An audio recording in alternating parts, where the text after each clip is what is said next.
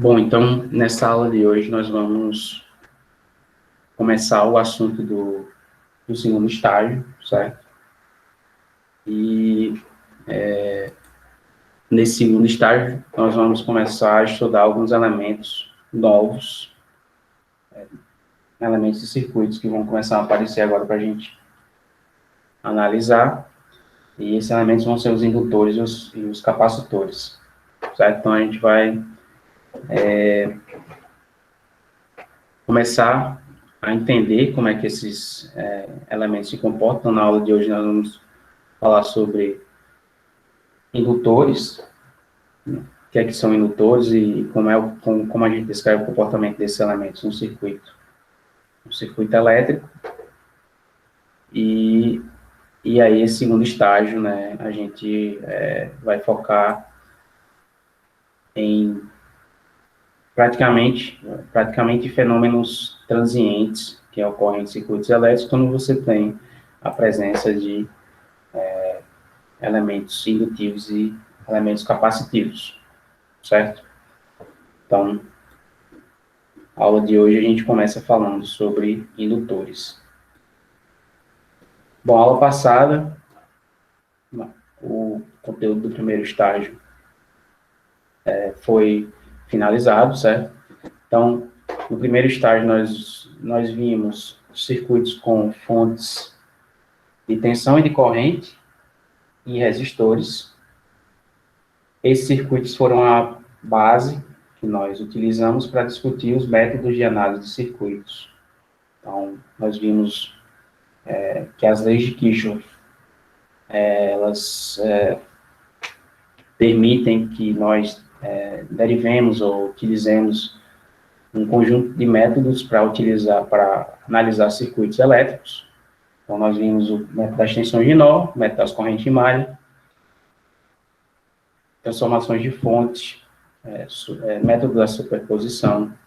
Então, todas essas ferramentas de análise de circuito, elas vão ser válidas para o conjunto de circuitos lineares que a gente aborda nessa disciplina, e também são ferramentas gerais, no sentido de que outros circuitos lineares que vocês vão ver em outras disciplinas, inclusive na disciplina de circuitos 2, que é a disciplina seguinte, essa disciplina aqui, de circuitos no regime permanente senoidal. Então, esses circuitos também vão ser, aqueles mesmos métodos que a gente viu, vão ser aplicáveis àqueles circuitos. Então, a única condição, né, para que todos aqueles métodos sejam válidos é que o circuito seja linear. Então, se essa característica ela se mantém no circuito, qualquer circuito que você está analisando, então todos aqueles métodos que a gente viu são úteis. Certo? Então, do ponto de vista de métodos para você utilizar as leis de Kirchhoff de forma sistemática, né, e obter equações que descrevem os circuitos, todo aquele conteúdo já foi no primeiro estágio, certo? Até a última aula. Agora a gente vai adicionar, elevar um pouquinho o grau de complexidade dos circuitos que a gente está analisando, e a gente vai ver que agora, ao invés de a gente obter equações que são equações de sistemas lineares, nós vamos obter sistemas de equações diferenciais, também lineares, certo? Então, isso a gente vai ver como é que a gente trata esse tipo de problema, e a gente vai ver que esse tipo de comportamento vai dar origem aí a fenômenos interessantes, né? Mais interessantes do que os fenômenos que a gente viu nos circuitos resistivos, no primeiro estágio. Então, dinâmicas mais interessantes vão aparecer agora nos circuitos. Bom, então hoje nós vamos começar falando sobre indutores ideais. Então, vai ser um novo elemento ideal que a gente tem para trabalhar, mais uma caixinha aí de elemento ideal. Então, a gente vai começar falando sobre a relação de tensão e corrente, que é justamente a informação que a gente precisa para poder utilizar esse elemento ideal de dois terminais, junto com a teoria de análise de circuitos, certo? Vamos falar sobre características desses elementos em circuitos de corrente contínua, E, por último, vamos falar sobre energia. Certo? A energia que é acumulada num indutor, quando esse elemento está sendo percorrido por uma corrente qualquer. Esse conteúdo é conteúdo do capítulo 6 do livro texto da disciplina.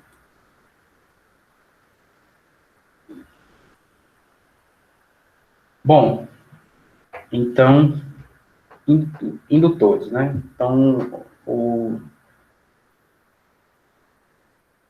em circuitos eletrônicos, vocês, os indutores vão estar basicamente materializados por essas bobinas, certo?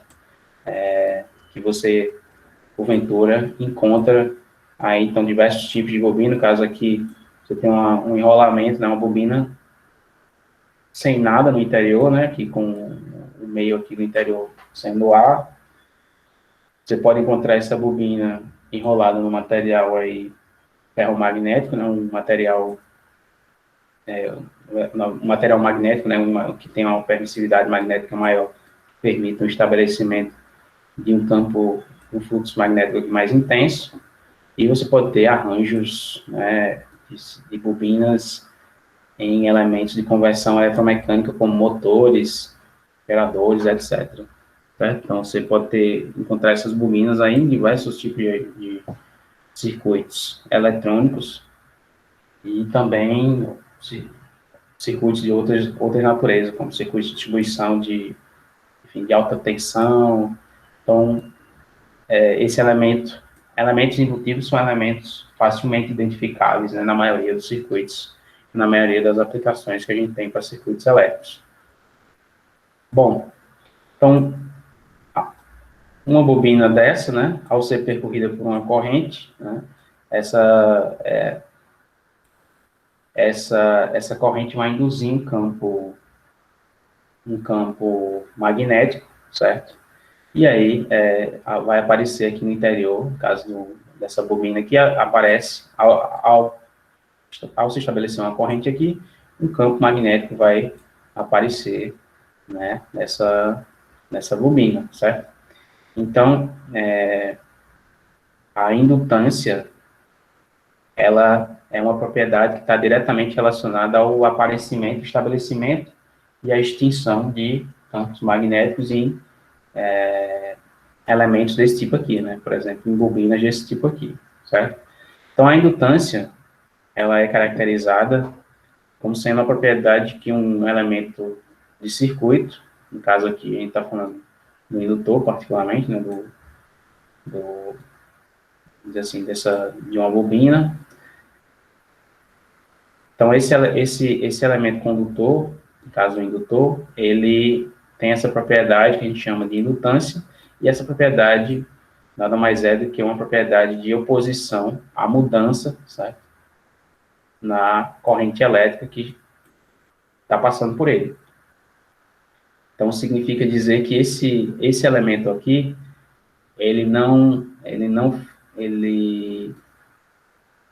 a principal característica que ele tem, física, se você pensar assim, no comportamento, simplesmente o comportamento físico dele, é que ele vai se opor, né? Ele vai, vamos dizer assim, causar dificuldade a qualquer tentativa de alteração do valor da corrente que está passando por ele. Então, se a corrente passando por ele é constante, né, esse elemento tende a ter um comportamento, assim, como se ele não existisse, né? Então, uma corrente constante aqui, esse elemento aqui é a mesma coisa que um curto, vamos dizer assim, só que a partir do momento que eu começar a mexer no valor dessa corrente, aí esse elemento ele vai se comportar de uma maneira específica, certo? E isso vai acontecer porque ele tem, né, a propriedade que ele tem, essa propriedade de oposição à mudança do valor dessa corrente, certo? E isso está diretamente relacionado ao aparecimento de aparecimento e extinção de campos magnéticos, certo? Porque, basicamente, para criar um campo magnético, você precisa, esse campo armazena energia, tem uma certa quantidade de energia armazenada, certo? Então, você precisa de energia para criar um campo magnético, e quando você quer extinguir um campo magnético, você tem que fazer alguma coisa com aquela energia que está acumulada lá dentro, certo? Então, basicamente, essa propriedade de oposição à mudança do valor da corrente elétrica nos terminais de um indutor simplesmente diz que, bom, para você estabelecer uma corrente aqui, vai ter que aparecer um campo magnético aqui, e aí, para se estabelecer um campo magnético, ele precisa de energia, certo? Então, mesmo que venha, quando eu tento forçar um valor de corrente por esse elemento, vai ter que ter alguma fonte de energia provendo energia para esse campo magnético aparecer, certo? E até essa energia ser, como esse campo magnético aqui depende diretamente da intensidade da corrente, até que essa energia seja transferida para esse campo, essa corrente não pode atingir, né, o valor que você está forçando, né, até que a transferência da energia termine. A mesma coisa se eu tenho uma corrente passando por isso aqui, eu tento extingui-la, né, por exemplo, eu tento diminuir o valor dessa corrente, a energia que está armazenada nesse campo tem que ir para algum lugar, certo? Então, esse elemento vai se opor, né, essa redução dessa corrente. A gente vai ver exatamente como é que isso funciona na prática, né, na análise de elementos indutivos e circuitos. Então, em resumo, indutores, geralmente, estão associados a esses elementos, né, no formato de bobinas, certo? Eles têm várias aplicações, principalmente quando você precisa da presença de algum campo magnético, ou quando você precisa de alguma propriedade que o seu circuito tem alguma propriedade de oposição à mudança na corrente, no valor da corrente elétrica, então você vai encontrar indutores para esse tipo de aplicação. E, né, essa é a propriedade, né, do ponto de vista físico, isso aqui é o que caracteriza, né, esse elemento aqui. Bom,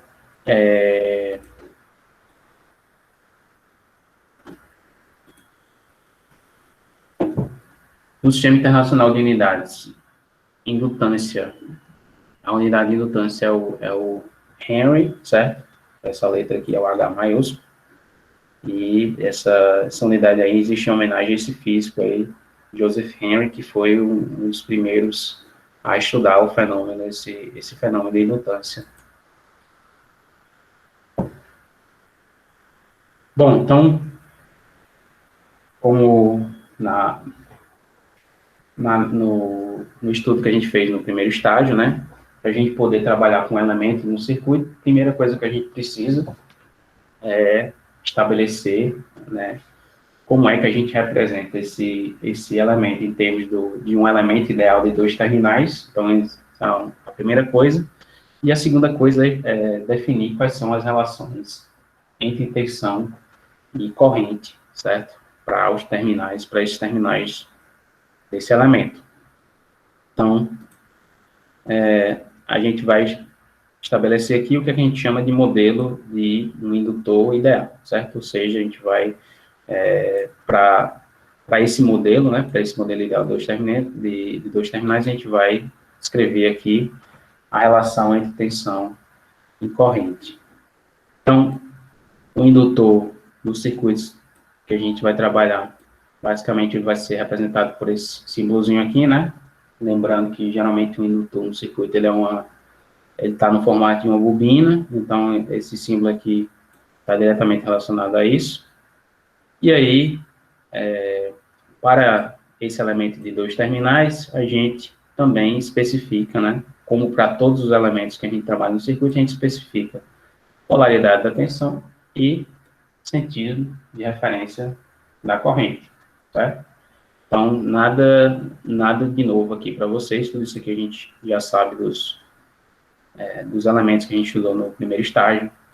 Então, vai ser apenas mais um elemento que eu vou, para poder analisar no circuito, eu vou ter que arbitrar aqui uma polaridade de tensão e um sentido de corrente. Bom, então, o que é que aparece de novo? Bom, aparece de novo aqui, para esse elemento, a informação nova que vai aparecer, ela vai aparecer na definição, né, da relação entre tensão e corrente dos terminais do elemento ideal. Então, veja que para esse elemento ideal, eu tenho a tensão como sendo proporcional, tem um parâmetro de proporcionalidade aqui, que é a indutância, e a tensão é proporcional à taxa de variação da corrente no tempo, certo? Então, isso aqui casa exatamente com aquela propriedade que a gente falou no slide anterior sobre essa propriedade física do indutor se opor à mudança do valor da corrente. Então, veja que aparece um valor de tensão aqui, nesse indutor, quando essa corrente aqui, né, quando ela tende a mudar. Se essa corrente é constante, né, se essa corrente aqui tem um valor constante, se ela não está mudando, né, não está tentando mudar de valor com o tempo, então essa derivada aqui vai ser nula, significa dizer que não tem diferença de potencial nenhuma nos terminais desse elemento. Então, essa é a primeira coisa que a gente nota daqui. Então, só aparece diferença de potencial nos terminais do indutor se essa corrente estiver mudando, certo? Se não, se isso não estiver acontecendo, esse elemento tem uma diferença de potencial nula. Diferença de potencial nula para a gente é a mesma coisa que um curto-circuito, certo? Então,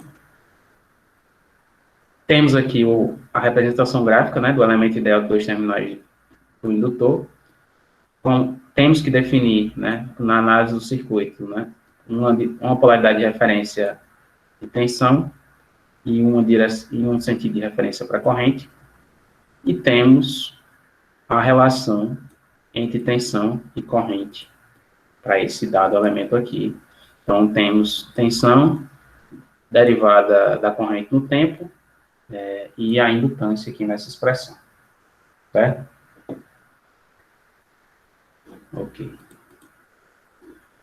Bom, e aí agora a gente tem que lembrar que a gente sempre faz, na verdade, toda aula a gente fala sobre convenção passiva e nessa aula aqui não vai ser diferente.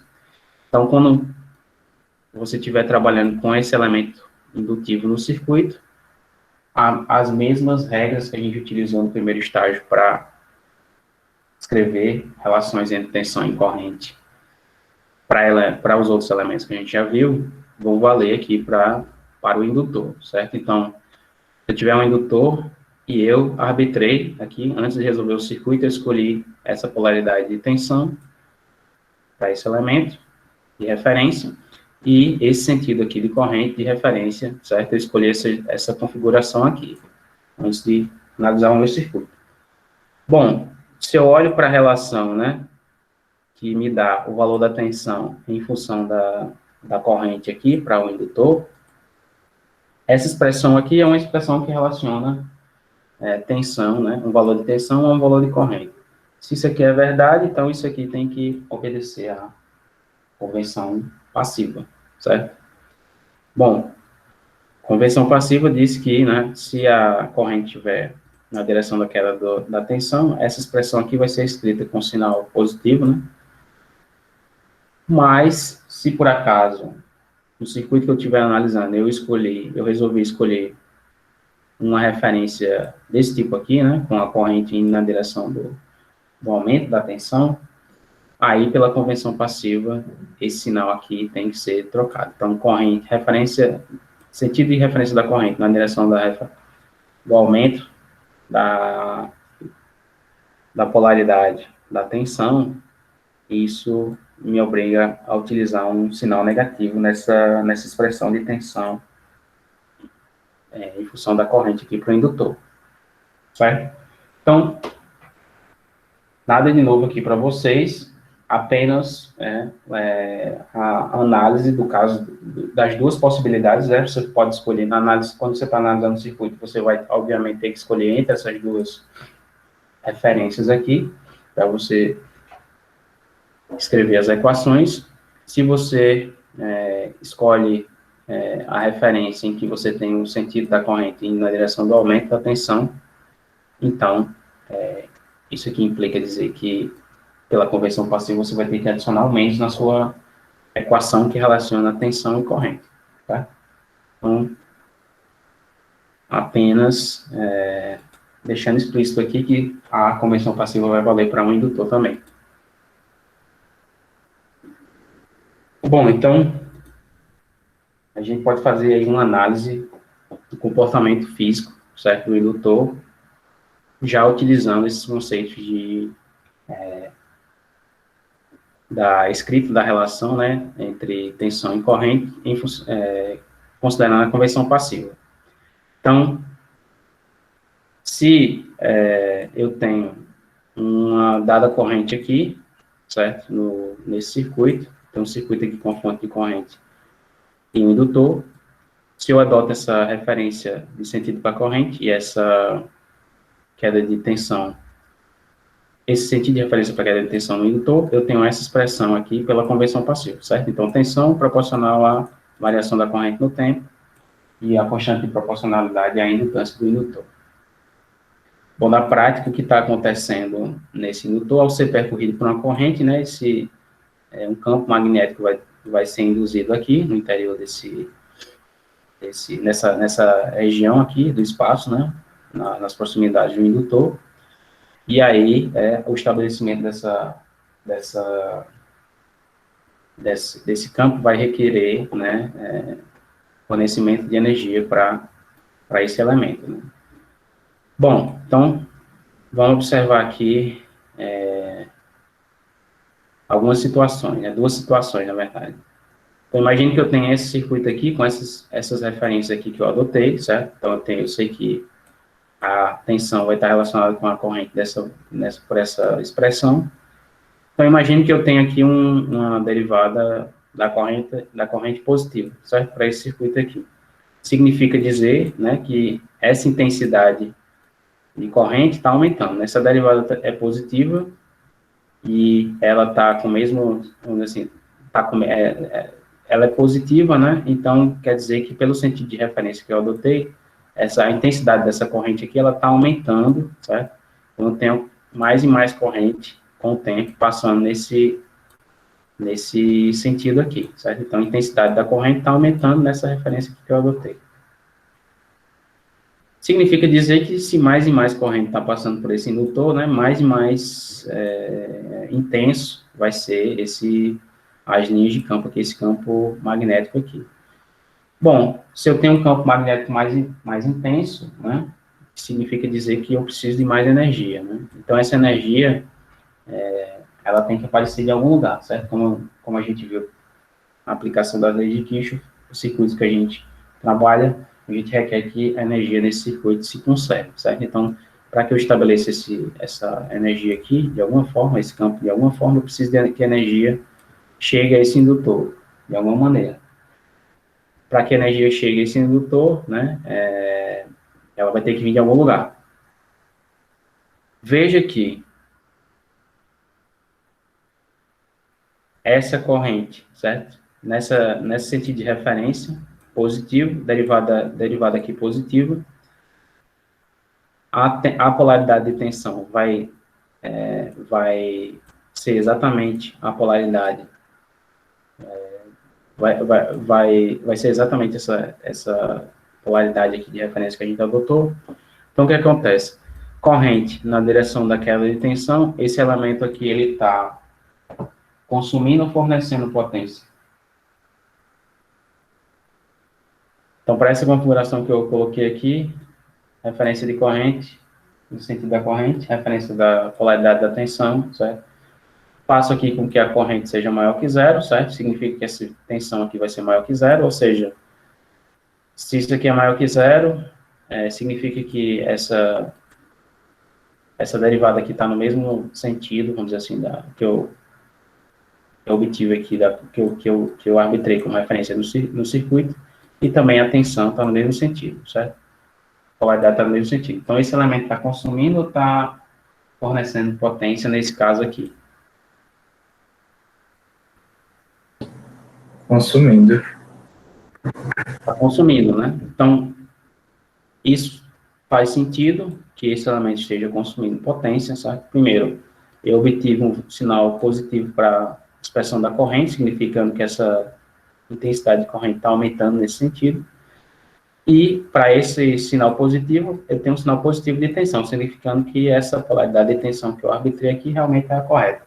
Então, se essa corrente está indo nesse sentido aqui, ela está indo na direção da queda da tensão, significa dizer que esse elemento está consumindo energia.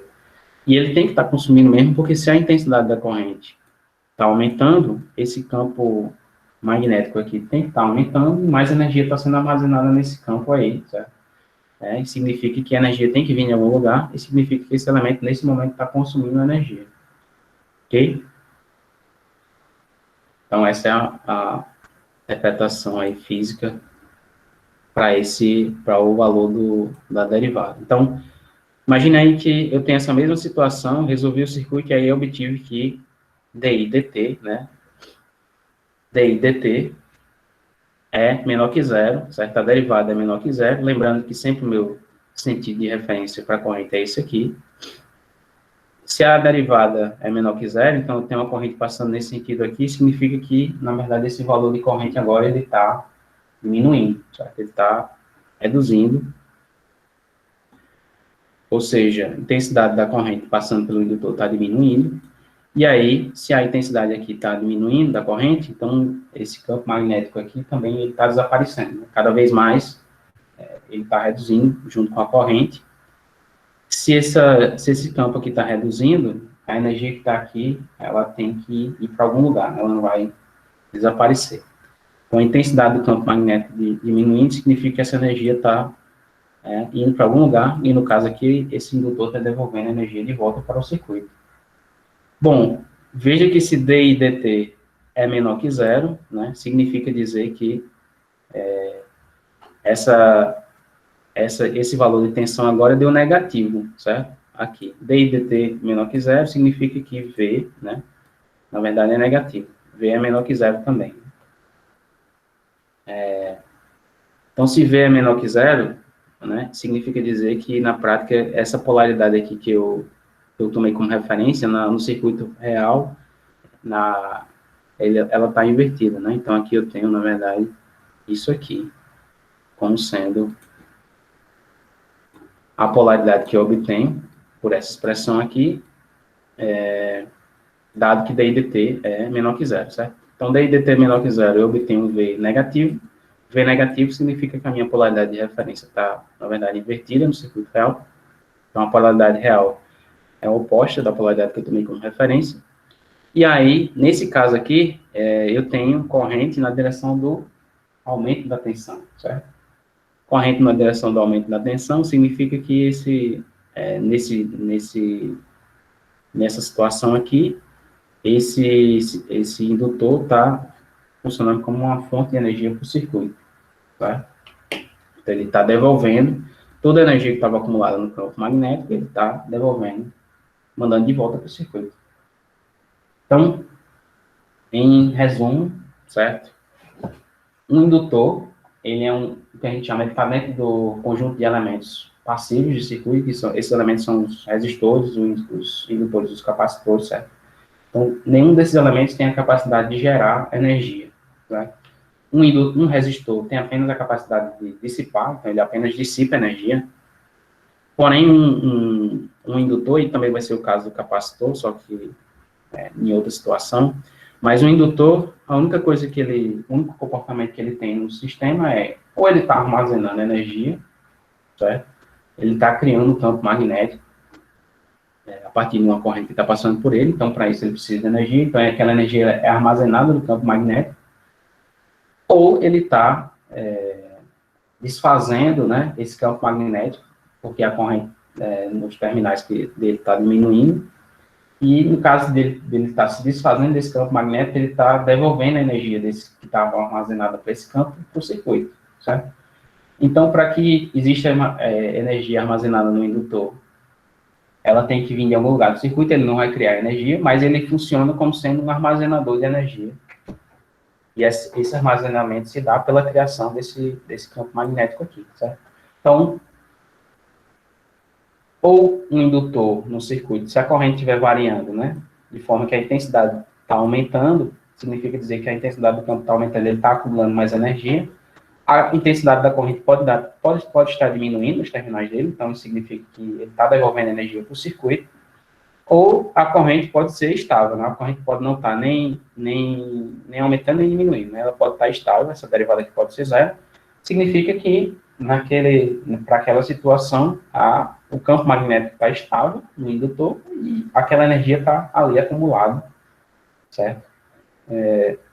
Naquele campo magnético. Então, tem essas três situações em que, né, esse indutor pode se encontrar no circuito. Ok? Alguém tem alguma pergunta, alguma dúvida sobre isso, sobre esses conceitos do indutor? O senhor poderia citar alguma aplicação desse componente? Sim, sim. Bom, aplicações, né, de indutores de circuito. Existem várias. Então, vou citar aqui, por exemplo, quando você tem circuitos de conversão eletromecânica, né? O que é um circuito de conversão eletromecânica? É um circuito em que você tem energia elétrica e quer converter essa energia em energia mecânica, por exemplo, um motor, certo? Ou vice-versa, né? Você tem energia mecânica e quer converter em energia elétrica, né? Um gerador seria o oposto do motor, né? Mas, por exemplo, um circuito de captação de áudio também é um circuito de conversão eletromecânica, certo? Você está convertendo uma onda mecânica, que é uma onda de áudio, um sinal elétrico, que é uma corrente ou uma tensão, certo? Isso o microfone faz, ou um alto-falante, né? Um alto-falante é também um exemplo de conversão eletromecânica, porque você está convertendo um sinal sonoro, né, assim, no seu computador, seja lá onde você tem esse alto-falante, você converte o sinal que está no domínio elétrico, né, correntes e tensões, para um sinal mecânico, que é um sinal, uma onda mecânica. Então, para você fazer isso, você utiliza interações entre campos, né? Porque interações entre campos criam forças, certo? Então, se você consegue controlar essas forças, você consegue, por exemplo, a partir de um sinal de corrente, certo? Você consegue controlar o valor da intensidade de um campo no indutor, e aí, controlando a intensidade desse campo no indutor, se você tiver como interagir esse campo com outro campo, aí você pode criar uma força, e essa força vai ser proporcional à intensidade dessa corrente. Então, aí você já cria um sistema que você pode converter algum sinal elétrico num sinal mecânico, né? Então, o exemplo mais básico desse aqui é o alto-falante, né? Então, no alto-falante, deixa eu só desenhar aqui, desenho um beijo aqui para vocês entenderem. Então, você tem, por exemplo, uma corrente, você tem o seu sinal, vamos dizer assim, no seu alto-falante você tem algum lugar lá que tá chegando o seu sinal de som, por exemplo, a saída do seu microfone, né? Então, você tem uma fonte aqui, pode ser uma fonte de corrente, que isso aqui é a saída do seu microfone, certo? Então, aqui você tem um indutor, é um circuito bem simples aqui. E aqui você tem a sua caixa de som, vamos dizer assim, sei lá, diafragma da sua caixa de som. Vocês já notaram que toda caixa de som, geralmente todo alto-falante que você tem, quando você vê aqui nessa região, próximo ao centro, né, do diafragma, o que é que você encontra ali, geralmente? Alguém já teve... Eu acho que geralmente as pessoas têm alguma curiosidade com relação a isso. O que é que você encontra aqui, nessa região aqui, de uma caixa de áudio? Um ímã, né? Alguém falou aí, um ímã permanente. Exatamente. Então, se você, por curiosidade, vai chegar com algum material ferromagnético, você vai ver que vai ter uma atração aqui, porque tem um ímã permanente aqui, certo? Então, esse ímã permanente aqui não está por acaso, certo? Então, esse ímã permanente, ele permanentemente tem linhas de campo magnético, né, saindo vamos dizer assim, tem linhas, né, saindo, entrando dele, linhas fechadas aqui de campo magnético, então ele se imã e estabelece um campo magnético aqui no espaço. Quando você tem uma corrente passando por aqui, certo? Passando por esse indutor, vai ter um campo magnético sendo criado nesse indutor também, né? Que vai ser, a intensidade desse campo vai ser proporcional à intensidade da corrente que está passando aqui, certo? E aí, o que é que acontece? Se eu tenho um campo magnético aqui, eu tenho um campo magnético aqui do ímã, esses dois campos podem interagir, na verdade, vão interagir, né, no espaço, e a interação desses campos aí cria uma força, né? Então, essa força, ela vai pegar e ela vai mexer nesse diafragma, certo? Então, ela vai empurrar e puxar esse, esse diafragma aqui. Ela, por exemplo, eu crio uma força aqui nessa direção aqui horizontal, certo? Então, ela fica, dependendo da intensidade do campo aqui, eu fico mexendo esse ímã aqui para frente e para trás, certo? E aí, essa mexida aqui, ela é proporcional exatamente ao valor dessa corrente, né? Se isso aqui trabalhar de forma, assim, completamente linear, então, tem uma região linear que isso aqui vai operar, então, o que acontece é que você vai mexer, né, nesse diafragma, essa mexida aqui essa força, esse movimento do diafragma vai afetar o ar, né, e o ar vai se mexer, né, proporcionalmente também a essas variações de força, e aí vai criar uma onda sonora, certo? Então, um sinal aqui que você captou de qualquer forma, ou seja, sei lá, ou está gravado aí no seu computador, ou você está captando com o microfone, está sendo transformado em um sinal de corrente aqui.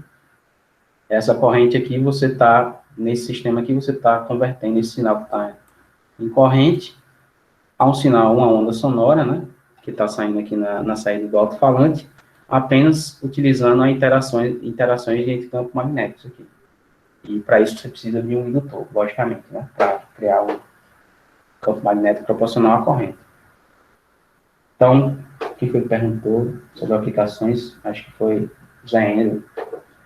Ficou claro aí, uma aplicação que é praticamente dia a dia de vocês, né? Todo mundo, de alguma forma ou outra, utiliza alguma forma de conversão de ondas, de sinais elétricos em sinais mecânicos, certo? Então, toda vez que você precisa fazer uma conversão eletromecânica, geralmente você vai precisar controlar uma força, vamos dizer assim, certo?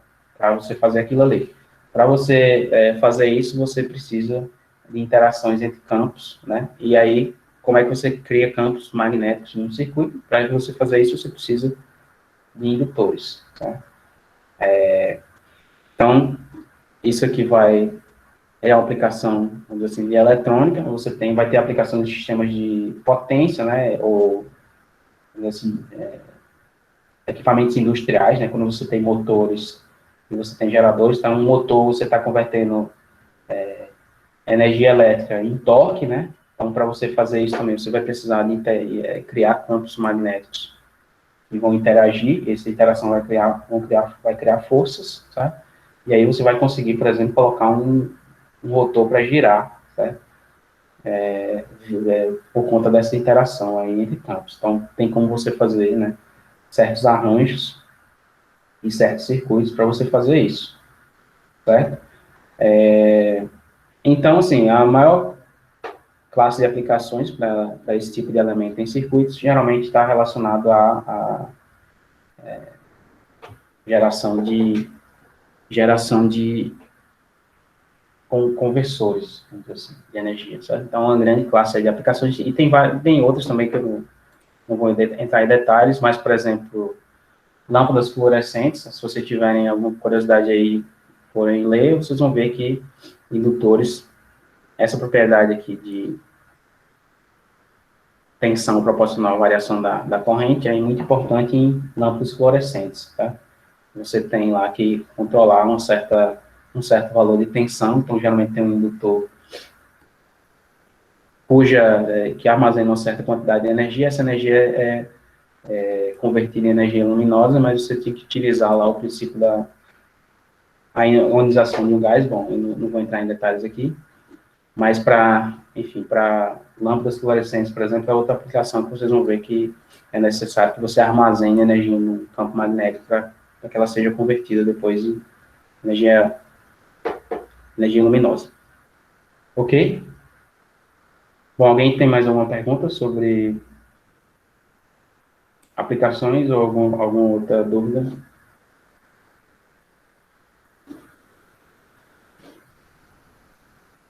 Bom, então, vamos seguir aqui. Então, duas observações importantes que vocês que pode deixar aqui para análise de indutores em circuitos elétricos. Então, primeira é o seguinte: quando você tem uma corrente constante no indutor, aquele elemento, esse elemento ideal, ele está se comportando como um curto-circuito, certo?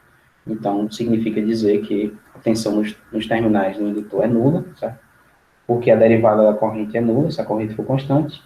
Se a tensão nos terminais de qualquer elemento é nula, aquele elemento está se comportando como um curto-circuito. Então, em circuitos de corrente constante, né, indutores já se comportam como curto-circuitos. Bom, outra coisa importante aqui anotar é que, como a gente tem, né, essa relação entre tensão e corrente, então V igual a L vezes DI dt, no indutor, certo? Numa situação circuito normal, vamos dizer assim, esse valor de corrente aqui, ele não pode variar instantaneamente, certo? Então, a corrente no indutor, ela não dá saltos instantâneos, ela não passa de um valor para outro, uma hora para outra, certo? Por quê? Porque uma variação instantânea no valor da corrente, ela causa uma derivada aqui. O valor dessa derivada aqui, o módulo dessa derivada vai para infinito, certo? Mais infinito se essa variação de corrente for positiva, se for uma variação para baixo, né, você tem uma derivada negativa, mas de qualquer forma, você, em tese, né, você teria isso aqui infinito, e aí você teria um valor de tensão nos terminais do indutor que é infinito. Então, na prática, isso aqui não vai acontecer, né? Então, na prática, variações de corrente instantâneas em elementos indutivos, elas não acontecem porque você não pode ter um valor de tensão infinito, né? E o que acontece é que, na prática, se você tentar, vamos dizer assim, extinguir instantaneamente o valor da corrente que está passando no indutor, por exemplo, abrir os terminais do indutor, né? O que acontece é que, quando você vai abrir esses terminais, você tenta abrir instantaneamente, né? Esses terminais, esse valor da derivada aqui vai aumentar muito, certo? O valor da tensão vai começar a aumentar muito, né? E no caso ideal, ele iria para infinito, né? Mas, na realidade, ele vai aumentar para um certo valor, pode ser alto, bem alto. E aí, esse valor de tensão, né, ele vai acabar levando à quebra da rigidez dielétrica do meio em que esse indutor está imerso, né? Então, se você tiver o ar, né, vamos dizer assim, vai ter um valor de tensão entre os terminais, e se a tensão vai subir a um valor tal, que vai acabar ionizando alguns dos gases que estão no ar, certo? Ionizando significa que você vai quebrar algumas moléculas de gás e vai criar íons, certo? Uma vez que você tem íons no ar, você tem um meio condutor, certo? Então, ao ionizar esse ar, você vai ter um caminho para a corrente passar, certo? Meio você está tentando abrir o indutor, né? Você abriu os terminais, mas aquela ionização continuou mantendo um caminho lá para a corrente passar, certo? Então a corrente não se extinguiu instantaneamente. E aí esse processo de ionização vai criar o que a gente chama de um arco de tensão, né? Então, no caso, você vai ver uma fagulha, certo? Então, isso acho que todo mundo já viu, quando você tenta puxar alguma coisa da tomada, certo? Você tem algum equipamento na tomada, e você puxa de vez, né? Você vê, geralmente, uma fagulhinha, né? Ou quando você conecta, ou quando você puxa, aparecendo, né? Então, justamente você tem você está tentando forçar uma corrente indutiva a variar instantaneamente, aquilo ali vai causar um valor alto de tensão, esse valor de tensão tende a criar uma certa ionização, sabe? E aí essa ionização vai fazer com que essa corrente passe pelo ar, certo? Então, ao passar pelo ar, você vê, né, o efeito luminoso, né, desses gases emitindo luz, que é a faísca que aparece, certo? Então, né, em suma, né, essa propriedade aqui se você tenta variar instantaneamente a corrente passando por um indutor, você vai observar uma tensão aparecer nos terminais de indutor muito alta.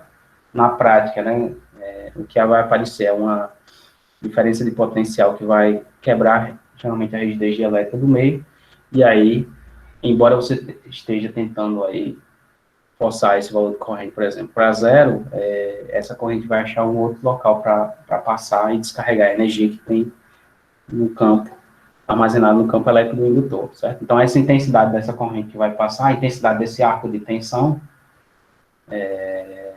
de energia, né, despendido nesse arco de tensão, vai depender da energia que está armazenada no campo do seu indutor, que depende também da intensidade da corrente que você está tentando extinguir, por exemplo, certo? Então, na sua casa, você tem, geralmente, seus circuitos eletrônicos, aquela energia é bem pequena, certo? Os valores de impedância são minúsculos, e os valores de corrente são bem baixos, então aqueles valores de energia são bem pequenos, então você vê uma faísquinha e acabou-se, né? Aquela energia já foi gasta, e aí tudo ok. Mas em circuitos mais, assim, de alta potência, isso aqui é um problema, né? Então, não sei se você já viu quando tem algum operador tentando, atuando no poste, um eletricista, alguma coisa, fazendo um conserto no poste, que ele está abrindo aquelas canelas, né, que fazem as conexões, são disjuntores, na verdade. Então, quando você vê que quando ele puxa para abrir uma daquelas canelas, geralmente aparece um arco de tensão lá, momentâneo, certo? E aquele arco de tensão ali tem a ver com isso aqui, certo? Ele está tentando extinguir uma corrente, né? Que ele está puxando a canela para abrir o circuito, e aí o fato de ter uma corrente passando lá vai fazer com que aumente uma tensão grande apareça lá nos terminais, e essa tensão ela tende a quebrar a resistência elétrica do ar, e aí, por alguns milissegundos, vai passar uma corrente lá pelo ar que pode ser perigosa, né? E para isso existem algumas técnicas, até para você fazer esse tipo de, assim, manobra com mais cuidado. Mas isso aqui tem relação com essa propriedade do indutor, também tem relação com esses fenômenos. Bom, então essas duas propriedades aqui são importantes, né, para a gente entender e interpretar resultados, né, que a gente vai obter, né, quando estiver aplicando as análises de circuito com circuitos indutivos. Bom, então, nós temos, né, essa expressão para um indutor. Então, essa expressão, a primeira expressão que a gente vê, que relaciona a tensão dos terminais de indutor com a variação da corrente, proporcional, essa variação proporcional à indutância. E para esse mesmo elemento, nós podemos também obter uma função que nos vai dar, né, esse valor de corrente em função dos terminais, certo? Da mesma forma que eu relaciono tensão com corrente, eu posso também obter corrente a partir de tensão, né? A gente vai ver aqui como. Então, partindo dessa expressão que a gente tem aqui, inicial, a gente pode fazer alguns malabarismos aqui, né? Então, aqui eu posso, né, escrever essa expressão na forma diferencial, né, com diferenciais de tempo aqui. Então, multiplicando esse lado esquerdo por uma diferencial de tempo, multiplicando esse lado direito por uma diferencial de tempo, eu obtenho essa expressão aqui, certo? E daqui, né, vamos dizer assim, essa derivada aqui, multiplicada por uma diferencial de tempo, me dá uma diferencial de corrente, certo? Então, eu fico com essa expressão desse lado aqui, né, essa expressão aqui que tem tensão de um lado e corrente do outro.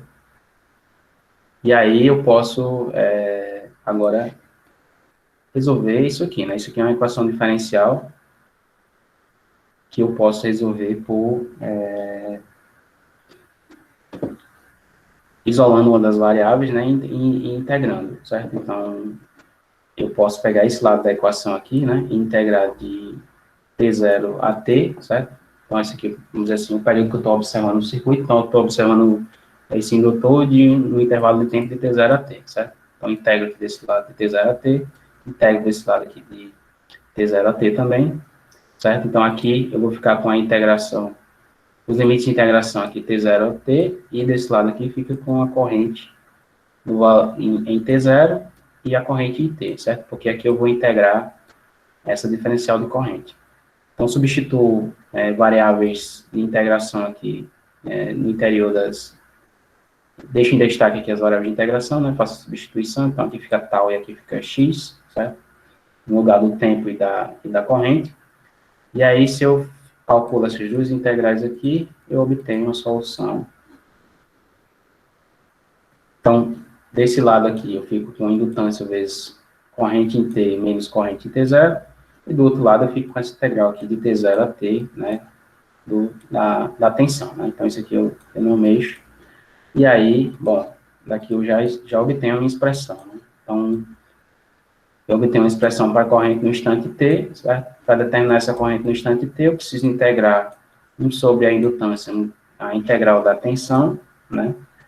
No tempo, essa integral vai de t0 a t também, né?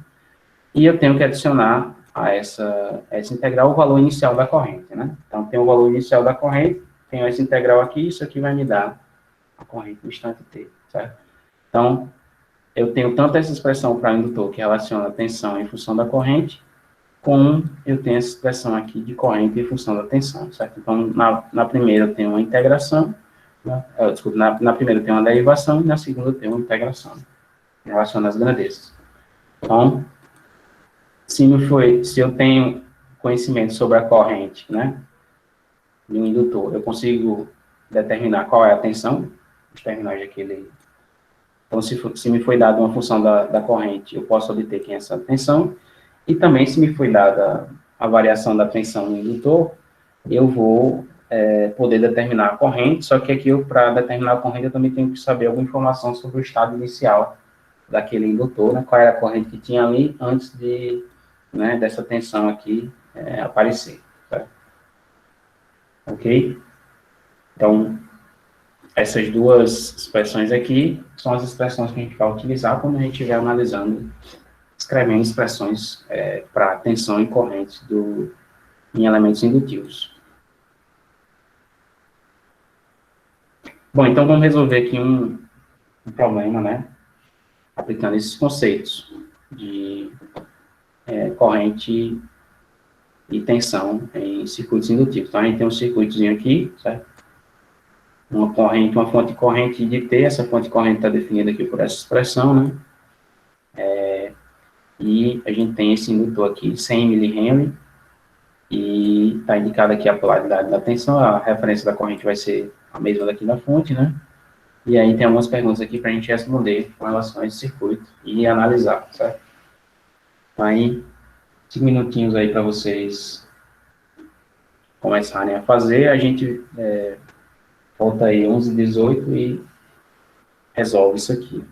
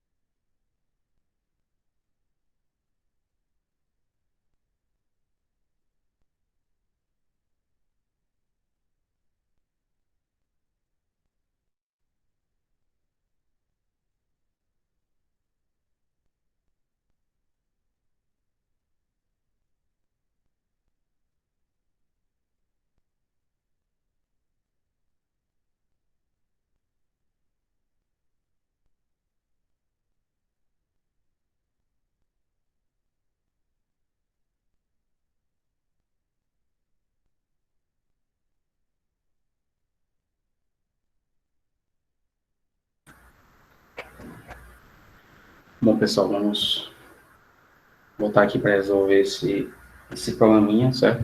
Então, só gostaria de fazer uma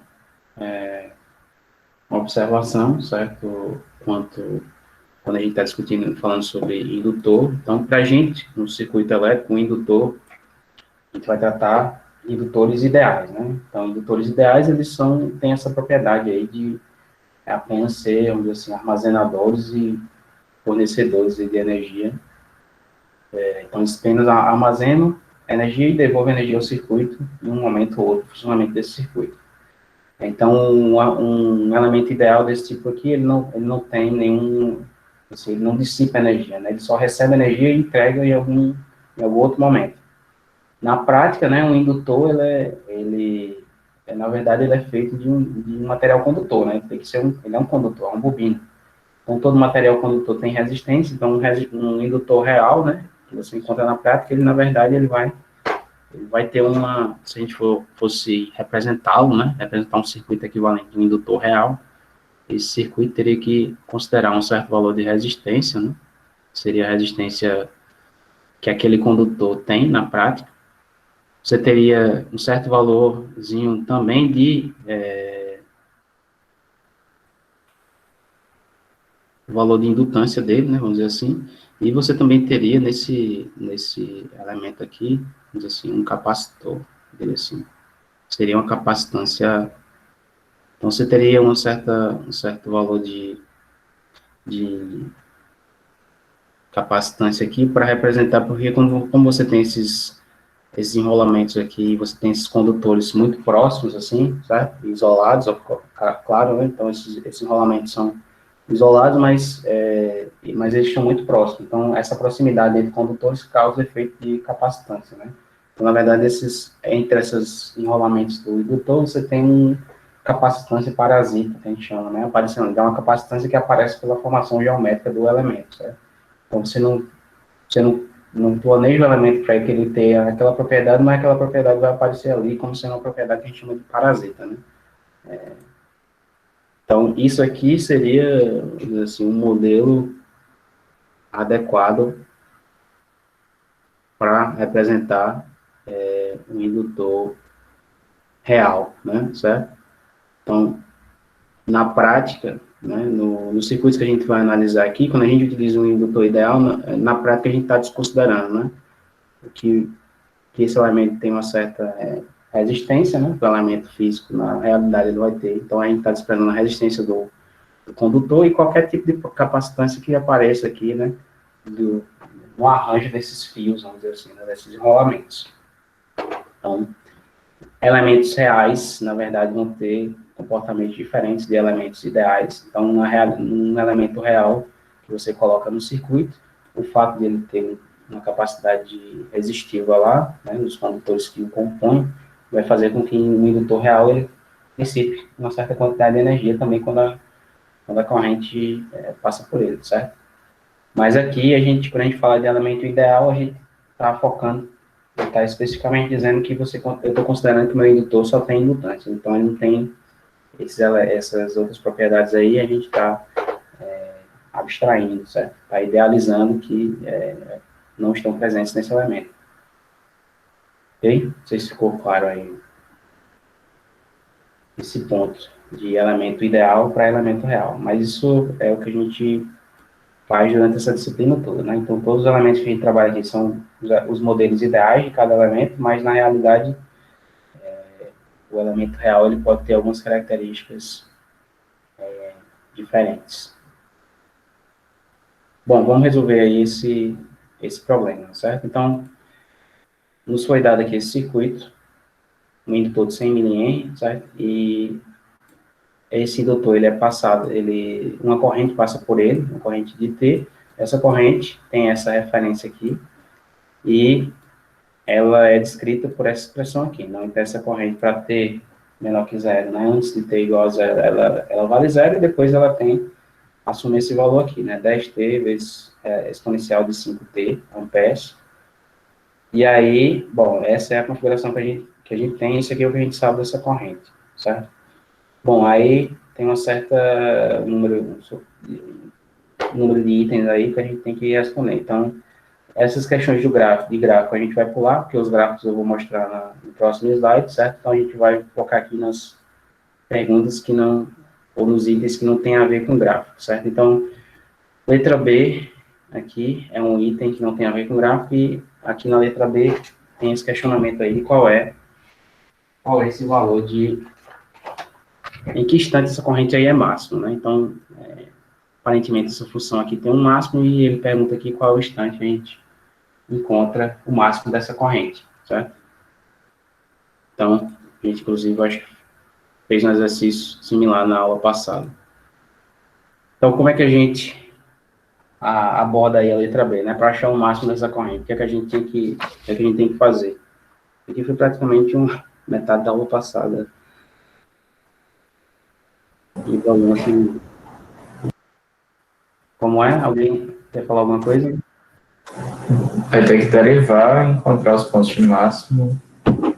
Então, a primeira coisa que a gente faz, sabe, né? Que no ponto de máximo eu quero saber quem é T, né, de forma que essa corrente aqui de T aqui é, na verdade, o máximo dessa função, certo? Então, para fazer isso, eu tenho que achar primeiro, né, seja máximo ou mínimo, nesses dois pontos eu vou ter que essa derivada di dt vai ter que ser igual a zero, certo?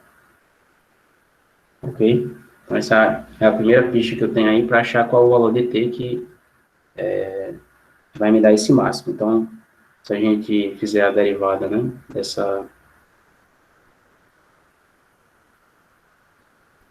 vamos fazer a derivada aqui para considerando que t é maior ou igual a zero, certo? Para t maior ou igual a zero, eu vou calcular a derivada de t com relação ao tempo.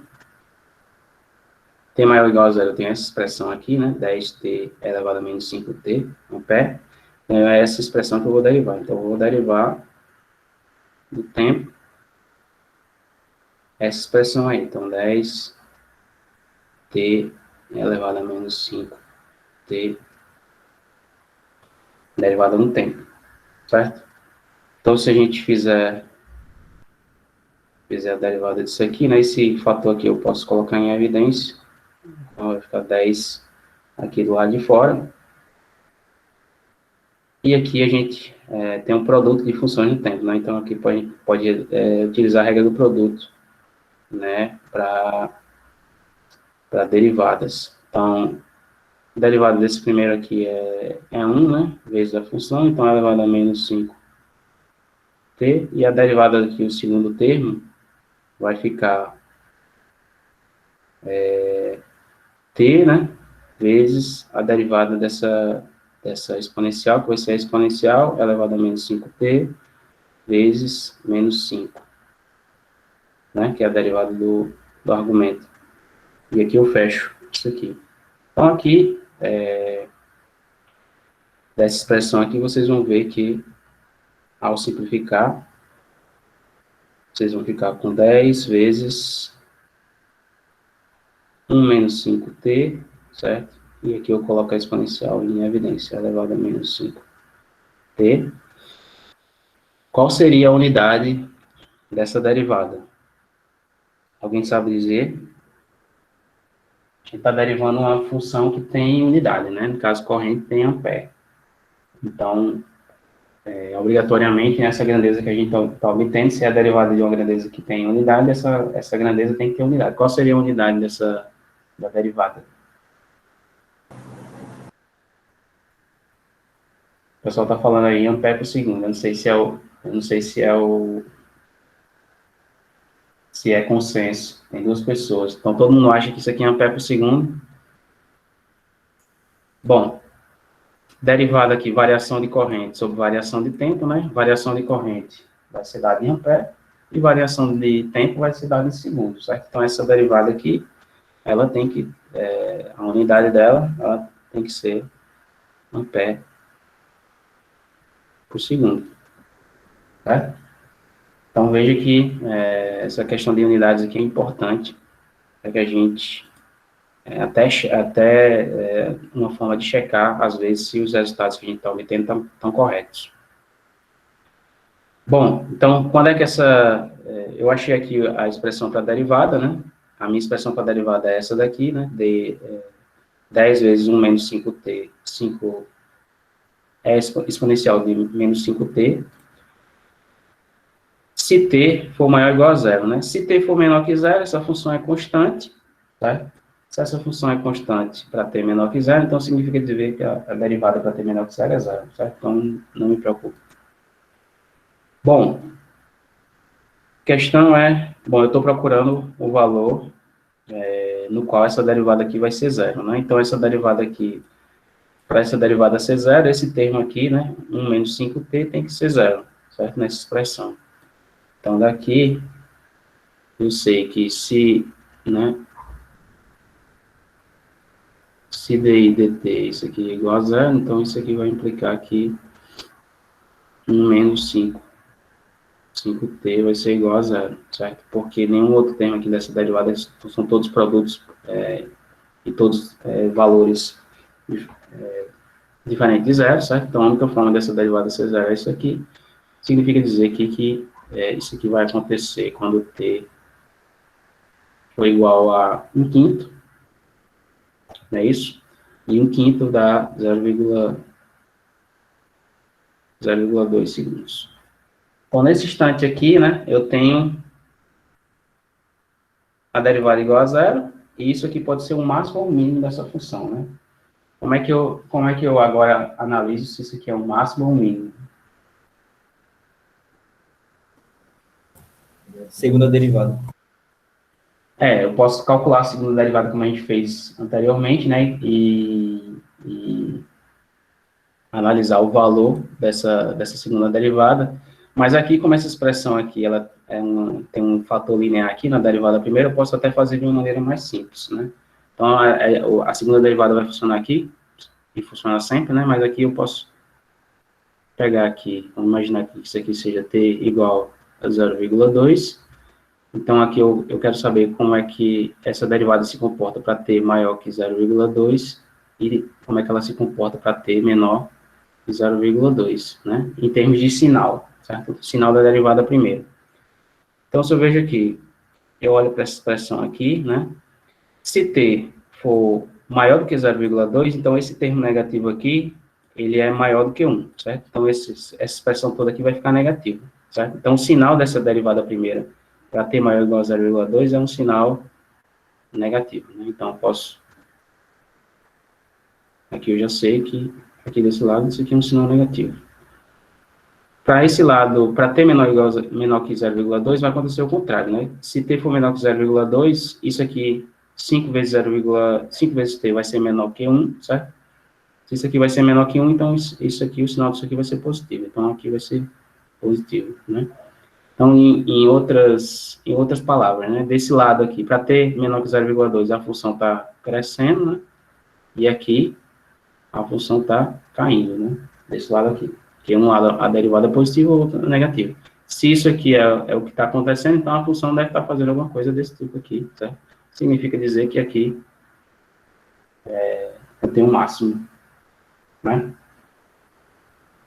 Ok? Todo mundo conseguiu acompanhar, né, o raciocínio. Então, aqui eu não precisei nem calcular a derivada segunda, né? Só pela variação de sinal da derivada primeira, eu consigo identificar, né, se isso aqui é um máximo ou mínimo, né, de forma bem simples. Bom, então é o máximo, e essa função tem um máximo e ela ocorre em t igual a 0,2 segundos. Ok? Está respondido aí a letra B. Então, qual é a outra questão aqui que não depende da interpretação? É a tensão dos terminais, letra C, né? Que ele pede aqui qual é a tensão dos terminais de um indutor em função do tempo. Então, eu quero saber, me foi dado esse valor de corrente, e eu quero saber quem é o valor de tensão aqui, certo? Então, para isso eu vou ter que utilizar o que eu sei do comportamento do indutor, certo? Então, eu quero saber quem é V de T mas eu sei, né, sabendo que eu tenho um indutor aí, sabendo que eu tenho esse é a corrente, que está passando os terminais dele. Bom, então, só para deixar mais claro aqui, né, no desenho, que a gente tem uma corrente I, está sendo estabelecido por essa fonte aí, com essa referência, certo? Bom, eu sei que para o indutor, eu tenho que ter, né, o indutor ideal, eu tenho que ter isso aqui.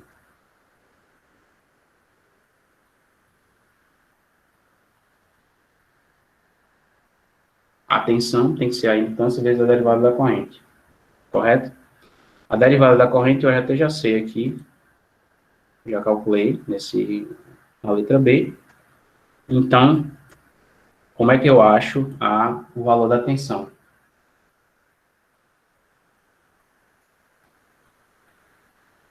Só que alguém pode falar? É só usar a fórmula da indutância, que é a derivada primeira. Bom, a derivada que a gente já calculou, né? Ela vale zero para t menor que zero e vale isso aqui para t maior ou igual a zero, né? Então, essa derivada aqui a gente já sabe, não precisa nem calcular de novo. E aqui está me dizendo que se eu tenho o valor da derivada, eu só multiplico pela indutância, eu chego no valor da tensão, certo? Então, a indutância 100 mil, então isso aqui, né? Para calcular esse valor de tensão, eu simplesmente pego aqui 100 mil, né? 110 elevado a menos 3, e multiplico por esse valor aqui, que é 10 menos 5t, e aqui exponencial de menos 5t, certo? Então, isso aqui, no final das contas, né, vai me dar aí o valor, né? Então, 100 multiplicado por 10 vai dar 1.000, né? E isso aqui vai ficar 1, né? 1.000 vezes 1 sobre 1.000, então, no final das contas, eu fico com 1 menos 5t elevado a menos 5t volts, certo?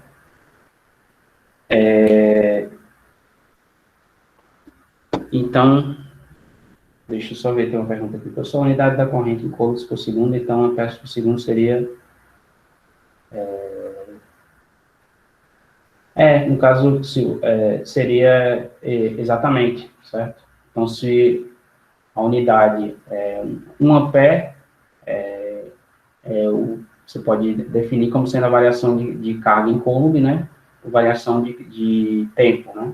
Então, se você quiser representar, né, ao invés de ampere, representar pela unidade de carga, que é carga, aí você teria essa unidade aí, coulomb por segundo, para ampere por segundo, para a derivada da corrente, certo? Então, está correto aí o raciocínio. Aqui, professor, no caso, tipo, na letra B está amperes por segundo a unidade, certo? Certo. Mas quando você divide Coulomb por segundo, não fica só Coulomb.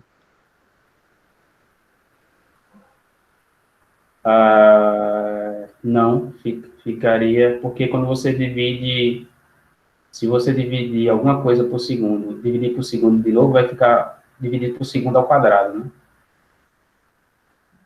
né? Aí o Bruno colocou aí, dá coulomb por segundo ao quadrado.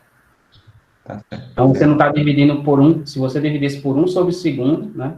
Ampere por segundo dividido por 1 sobre segundo, aí daria ampere, certo? Mas se você dividir por segundo, vai dar 1 sobre segundo quadrado. Só uma questão aí de conta de fração.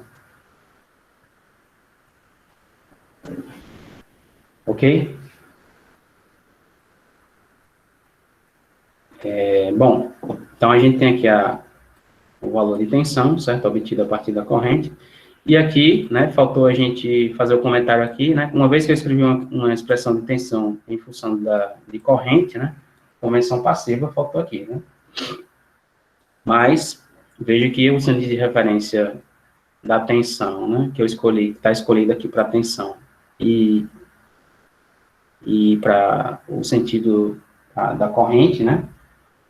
Esses dois estão, a corrente está na direção da queda da tensão. Então, o sinal positivo da convenção passiva, certo? Nem me preocupei aqui, que não ia mudar. Ficou claro? Bom, então essa aí foi a letra C, né? essa acho que é a única letra que exige cálculo, e o resto vai ser interpretação, né? Ok, então, vamos ver aqui, né? A gente fez aí as questões que demandavam cálculo, vamos ver aqui os gráficos, né? Para a gente observar o comportamento aí dessas grandezas nesse indutor. Então, veja que eu tenho aqui no instante zero, né? Essa é a função da corrente. Então, esse plot aqui nesse gráfico está me dando como é que está se comportando a corrente nesse indutor, certo? Então, veja que a corrente ela vai aumentando, aumentando, chega no máximo e depois diminui. E aí ela vai diminuir até zero, certo? E aí a tensão, ela tem esse comportamento aqui, certo? Bom, aí, aqui está o gráfico, né? Vamos ver se a gente volta para as perguntas. Então, pergunta da letra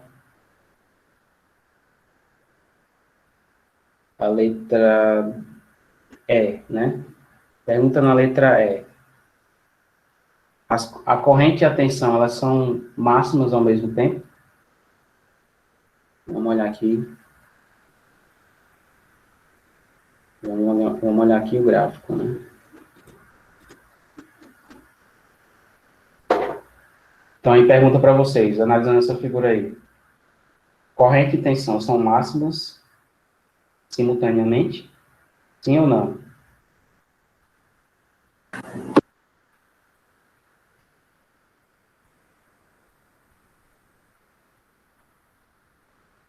Alguém falou não, a maioria está falando não aí no chat, certo? Então, aqui, claramente, se você observar esse gráfico, eu tenho essa corrente aqui, tem no máximo onde a gente calculou, né, 0,2, tá vendo? O máximo está exatamente aqui, o máximo da corrente, só que, né, o máximo da tensão está aqui em zero, né? Então, simultaneamente não ocorre aí máximo de corrente e de tensão, certo? Então, observando o gráfico, claramente a gente já vê isso.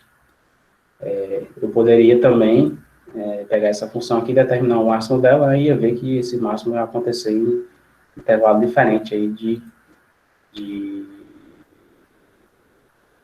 tempo, em um instante diferente de tempo. Então, ok. Então, letra E está respondida, né? Letra F, em que instante a tensão muda de polaridade, certo? Então, tem um instante que a tensão, essa tensão aqui, ela vai mudar de polaridade, certo? Então, essa polaridade aqui vai se inverter no circuito, em um determinado instante. Ele está perguntando aí que instante é esse? Que instante isso acontece? Qual seria esse instante em que a tensão muda de polaridade? Quando a corrente é máxima. Todo mundo está vendo isso aí no gráfico?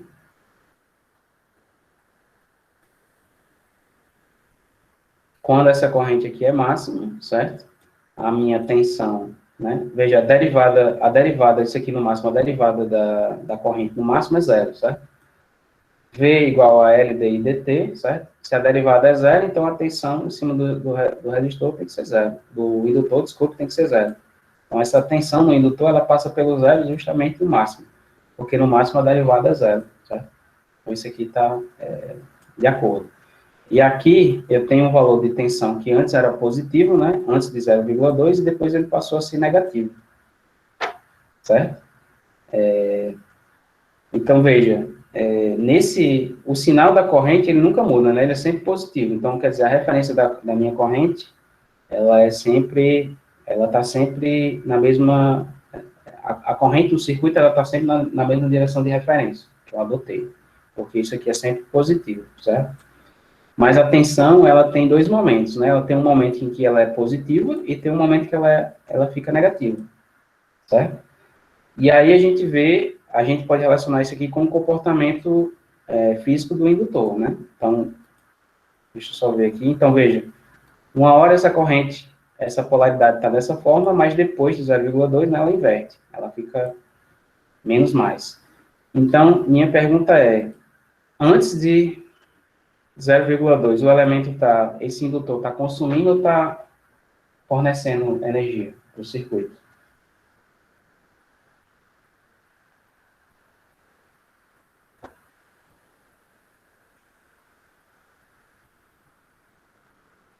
Como é que a gente analisa esse gráfico aí, considerando a situação do indutor no circuito? Se ele está consumindo ou está fornecendo energia? Quando a tensão é positiva, ele está consumindo. E quando ela fica negativa, ele começa a fornecer. Exatamente. Então, veja que aqui, né, eu tenho essa minha corrente, a intensidade dela está aumentando. Significa que nesse período aqui, o que está acontecendo? Eu estou construindo, né, eu estou formando um campo magnético lá no indutor. Então, esse campo tem intensidade nula, né, porque a corrente antes era nula, e ela começa a aumentar, e aí chega no máximo. Significa que aqui eu tenho o máximo do campo magnético lá estabelecido no indutor, certo? No interior do indutor. Cheguei aqui, a derivada da corrente foi máxima, né? Significa dizer que desculpa, a derivada da corrente é zero, né? Que eu cheguei aqui no máximo da corrente, e automaticamente a tensão foi nula, porque, né, V igual a L dI dt. Então, dI dt é zero, V igual a zero. E agora, o que acontece nessa segunda parte aqui, depois de 0,2, é que a corrente começa a diminuir. Então, se a corrente está diminuindo, aqui, significa dizer que a energia que estava lá no campo, né, a energia que estava armazenada no campo, agora está sendo devolvida ao circuito. Se essa energia está sendo devolvida ao circuito, nesse momento o indutor está funcionando como uma fonte de energia, certo? E aí veja que aqui a polaridade da tensão se inverte, justamente como a gente como era de se esperar, né? Então, corrente, agora, como a polaridade da tensão se inverte, significa dizer que nessa situação aqui, né, pelo circuito, pela referência que eu adotei, agora eu tenho a corrente na direção do aumento da tensão, certo? No indutor, porque a polaridade se inverteu. Então, aqui ele vai funcionar como uma fonte de energia, né? Uma fonte de tensão para o circuito. Então, ele vai, uma fonte de energia, né? Ele vai fornecer essa energia, né? E aí, bom, a energia no campo vai ficando cada vez menor, certo? E aí, no final das contas, essa corrente volta para o zero e a tensão também vai voltar para o zero, né? Porque a derivada aqui vai para zero também, certo? Então, veja que nesse circuito aqui, esse indutor, apenas analisando esses gráficos de tensão e corrente, dá para a gente meio que contar a história desse circuito aí, e isso de acordo com o funcionamento que a gente espera para esse indutor, certo? Então, claramente tem dois momentos aqui, um momento que a corrente está aumentando e a tensão é positiva, e quando a corrente está diminuindo, essa tensão muda de polaridade, porque agora o indutor está fornecendo energia para o circuito, certo? Então, a corrente tem que estar na direção do aumento da tensão, por isso que essa polaridade aqui vai se inverter. Ok? Então, por último, falta a gente ver se em algum instante, né, existe alguma variação instantânea na tensão, certo? Nesse comportamento do indutor. E se sim, em que instante essa variação instantânea ocorre? Então, vamos voltar aqui para o gráfico. Existe alguma variação instantânea na tensão desse indutor aí? Sim ou não? E se sim, em que instante essa variação instantânea de tensão está ocorrendo, né? Lembrando que variação instantânea é um salto, né, de um valor x para um valor y instantaneamente, né, no intervalo de 0 segundos. Então, Lucas Justino está falando aí, aos 0 segundos tem uma variação instantânea de tensão no indutor. Todo mundo está vendo isso aí? Então, antes de zero, né? Antes de 0 segundos, a gente não está aqui no gráfico, mas a gente sabe pela expressão, a derivada da tensão aqui, essa corrente varia zero, e a derivada varia zero, significando dizer que LD e DT é zero. Então, essa tensão aqui, antes de zero, ela vale zero. Só que aqui, em 0 segundos, né? Quando essa corrente começa a variar, essa tensão varia instantaneamente de 0 para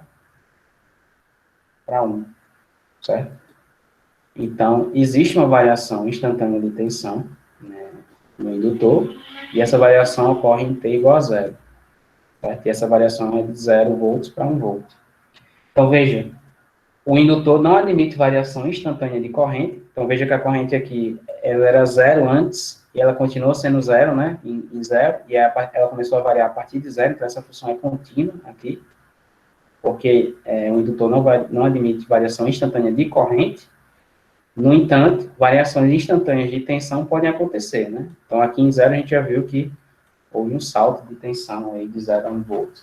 Então, circuitos com indutores, né, indutores e circuitos, eles vão podem admitir variação instantânea de tensão, certo? Mas não variação instantânea de corrente. Então, é justamente isso aqui que a gente vê nesse gráfico, certo? Ok? Alguma dúvida, alguma pergunta com relação a isso aqui?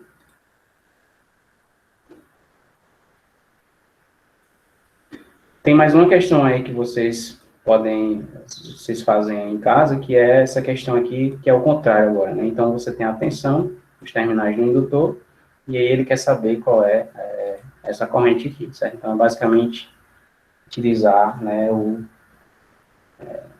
a expressão lá com a integração, etc., para você fazer essa... Então, esse aqui vocês resolvem em casa, porque é basicamente apenas uma aplicação aí de fórmula, né? Um conceito que a gente já viu. Bom, então, a última coisa que eu queria falar aqui, nessa aula de hoje, para a gente acabar como é que você calcula, como é que você define e calcula potência e energia quando você tem um indutor num circuito elétrico. Então, a gente viu, né, que para qualquer elemento de dois terminais no circuito, potência vai ser dada como sendo o produto da tensão pela corrente, né? Isso é verdade para qualquer elemento, e não vai ser diferente para um indutor, certo? Então, de novo, nós temos aqui duas situações para analisar. A situação em que, pela convenção passiva, a gente orienta o sentido da corrente na direção da queda da tensão de referência. E aí a gente tem essa expressão aqui para a tensão em função da derivada da corrente, né? E tem essa expressão para a potência. Lembrando que convenção passiva vai ter que valer para as duas, certo? Igualmente. Então, aqui sinal positivo aqui, sinal positivo aqui. O caso oposto, né? Se essa referência aqui for adotada, então tem que mudar o sinal nessas duas expressões também, certo? Então, veja, se eu pego, né, uma dessas variáveis aqui e substituo nessas expressões, por exemplo, eu posso escrever a tensão em função da corrente e substituir aqui, certo? Então, eu vou obter essa expressão aqui, de potência em função da corrente, certo? E eu posso escrever também a corrente em função da tensão, né? E substituir. Então, se eu escrevo a corrente em função da tensão e substituo aqui, eu obtenho essa expressão aqui, certo? Então, fica a tensão, continua, e eu escrevo a corrente como sendo essa integral aqui, que a gente viu. Tá? Então, posso fazer essas duas substituições e vou achar as expressões de potência para o indutor no circuito. Veja que se eu faço essa substituição, tanto aqui, no caso da conversão passiva, com sinais positivos, como aqui com sinais negativos, eu sempre vou obter essa mesma expressão. Porque, ao fazer essa substituição, esse sinal vai cancelar com esse. Certo? Então, eu posso partir dessa configuração, posso partir dessa configuração aqui, sempre encontro as mesmas expressões para potência, certo? No circuito com indutor. Bom, então, funções aqui, essas expressões diretamente obtidas das expressões que a gente já viu até agora, para potência, né? E agora, como que a gente calcula a energia, né? Então, a energia, uma vez que a gente determinou a expressão para potência, né, a gente sabe que essa expressão para potência equivale à variação da energia no tempo para aquele elemento, certo? Então, para a gente fazer o cálculo de energia que é acumulada ou que é entregue, né? A energia que é acumulada no campo magnético quando uma corrente é estabelecida no indutor, ou a energia que é entregue de volta ao circuito quando essa corrente se extingue, né? Quando esse campo magnético vai desaparecendo, né? Pelo desaparecimento da corrente. E essa energia, ela pode ser calculada, né, a partir da definição de potência, certo? Potência eu calculo pelas expressões do slide anterior, e eu faço essa igualdade aqui com sendo a derivada da energia no tempo. Então, se eu fizer isso aqui, né, por exemplo, eu posso pegar a primeira fórmula em que eu substituí a tensão no lugar a expressão da tensão no indutor, né, na expressão da potência. Então, eu tenho posso ter essas duas expressões aqui para o elemento, aí eu faço essa igualdade, né? Eu sei que potência é a derivada da energia com relação ao tempo, mas para o indutor, potência vai ser dada por essa expressão aqui, por exemplo, né? Então, dessa igualdade aqui, eu posso fazer o mesmo procedimento que eu fiz antes para achar a tensão em função da corrente. Então, eu vou pegar essa expressão, multiplicar por um diferencial de tempo dos dois lados aqui, certo? Então, derivada de energia com relação ao tempo, vezes diferencial de tempo, vai me dar um diferencial de energia, e isso aqui vai me dar um diferencial de corrente, né? Então, eu acabo com essa equaçãozinha diferencial aqui, com o diferencial de energia e o diferencial de corrente, né? Então, isso aqui, né, eu posso diretamente, é uma equação com variáveis separáveis, né, eu posso diretamente utilizar a integração para resolver. Então, se eu integro desse lado aqui, né, de 0 a w, né, agora a variável de integração, substituo dw por dx, só uma variável de integração aqui.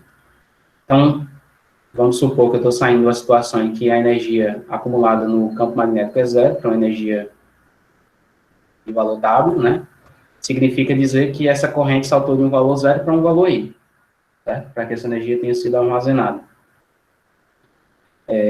Bom, se isso aqui é o caso, né, então eu vou só integrar desse lado aqui, veja que L sai do lado de fora, né, L é uma constante, não depende do valor de corrente, e aí, se eu integro desse lado aqui, eu obtenho W, né, e se eu integrar isso aqui, né, y dy vai dar y ao quadrado sobre 2, né, e aí faço a substituição nos limites aqui, eu vou obter isso daqui, né, então a energia que está armazenada no indutor, que é percorrido por uma corrente I, ela vale isso aqui, né, 1 meio de L ao quadrado, certo?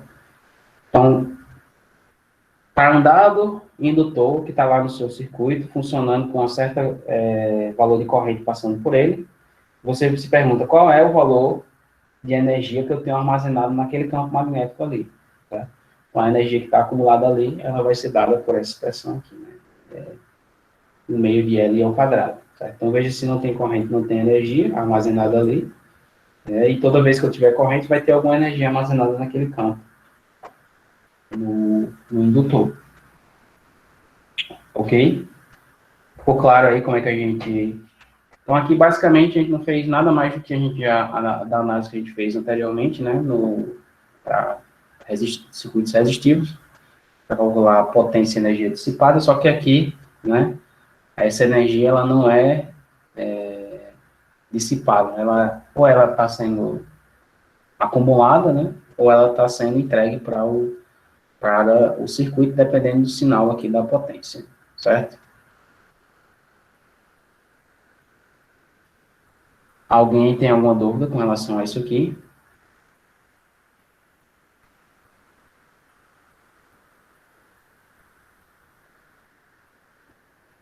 Bom, então veja que a nossa análise, certo, de circuitos que contêm capacitores e que contém indutores, certo, ela vai ter aqui basicamente ela vai seguir, né, durante o restante, até o final desse conteúdo do segundo estágio, e também o conteúdo do terceiro estágio, que vai estar relacionado diretamente com esse conteúdo do segundo estágio. Mas aqui a gente está interessado em analisar um circuito em 3 situações diferentes, né? Então, o circuito está lá em uma situação, vamos dizer assim, estacionária, né? Então, sei lá, os indutores estão sendo percorridos por uma corrente constante, de valor qualquer, né, X. Se essa corrente, se tiver alguma corrente passando por eles, tem alguma energia armazenada naquele campo lá, né? Mas, se tiver tudo estacionário, né? Se o circuito estiver numa situação em que nada está variando, não tem corrente variando, não tem tensão variando, está tudo constante naquele circuito, significa dizer que esse circuito está numa certa situação, né, a gente chama de comportamento estável, né, ele está em regime de estabilidade, e aí a gente vai estar interessado aqui em analisar, por exemplo, dado que esse circuito está nesse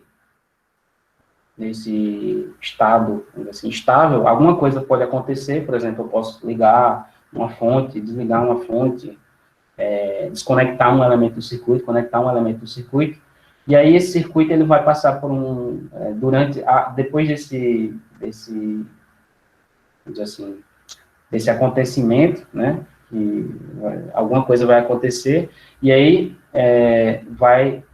esse circuito vai exibir um comportamento que a gente chama de comportamento transiente. Então, a gente vai ter um período em que você vai ter variações das grandezas, né? Então, essas correntes elas vão sair do estado que elas estavam antes para um estado final, né? Esse estado final vai depender do que eu estou fazendo no circuito, né? O que é que eu quero nesse circuito, mas vai ter um período de transição, né? Um período em que você não tinha variação de grandeza, nesse período de transição essas variações vão aparecer, né? Tanto tensão como corrente. E aí, quando o circuito chegar no seu regime estacionário, essas variações vão desaparecer, certo? Então, aqui nesse segundo estágio, o nosso interesse vai ser investigar, né, dado um circuito que está lá quieto, né, numa certa condição estacionária, eu vou fazer alguma coisa com esse circuito, né, vou conectar um elemento, vou desligar uma fonte, vou conectar uma fonte, né, como se você estivesse imaginando sua casa, o circuito da sua iluminação. Você chega em casa, está tudo desligado, e aí você causa um acontecimento, né? A ligação do interruptor, certo? Então, quando você liga o interruptor, vai demorar, vai ter um certo comportamento transitório naquele circuito, e o estado final vai ser o estado em que você tem a sua iluminação ligada, né? A lâmpada ligou, assim, e ela vai ficar ligada ali, né, até você desligar novamente o circuito. Então, nessa parte da disciplina, a gente vai estar interessado, né, e investigar o comportamento desses elementos nesses períodos transitórios, né, porque é quando, né, eu tenho grandezas variando no circuito. Se eu não tiver corrente variando no circuito, o indutor, ele é o quê? Ele pode ser considerado o quê? Alguém pode falar aí no chat. Se eu não tiver, é um curto, né? Então, se eu não tiver nenhuma corrente variando, tiver indutores, eu posso ter milhares sei lá, milhões de indutores no circuito. Se não tiver nenhuma corrente variando ali, todos esses elementos são equivalentes a curtos, certo? Então, o circuito não tem nenhuma, assim, saber que aquilo ali é um indutor, um curto, não faz a mínima diferença. Porém, se alguma coisa variar naquele circuito, aí sim, certo? Aí isso vai ser importante. Então, por isso que nessa unidade aqui, e no terceiro estágio, vamos dizer assim, a gente foca nesses comportamentos, né? Investigar o que a gente chama de comportamento transiente, né? Que é quando o circuito estava quieto, alguém fez alguma coisa naquele circuito e esse circuito vai para uma outra situação, certo? O exemplo que eu dei, né? Um circuito que as lâmpadas da sua casa estavam desligadas, você ligou o interruptor, aquele circuito ali passou para uma situação em que as lâmpadas estão ligadas agora. Então, entre esse período aí, você tem variações de grandezas, e essas variações de grandeza vão afetar o comportamento de indutores e capacitores, né, se por natureza você tiver, e aí é isso que a gente estuda nesse estágio. Bom, alguém tem alguma dúvida, alguma pergunta sobre o que a gente viu hoje? Se não, eu vou encerrar a aula aqui, certo? E vou dar alguns avisos. Então, eu vou interromper a gravação e dar alguns avisos finais.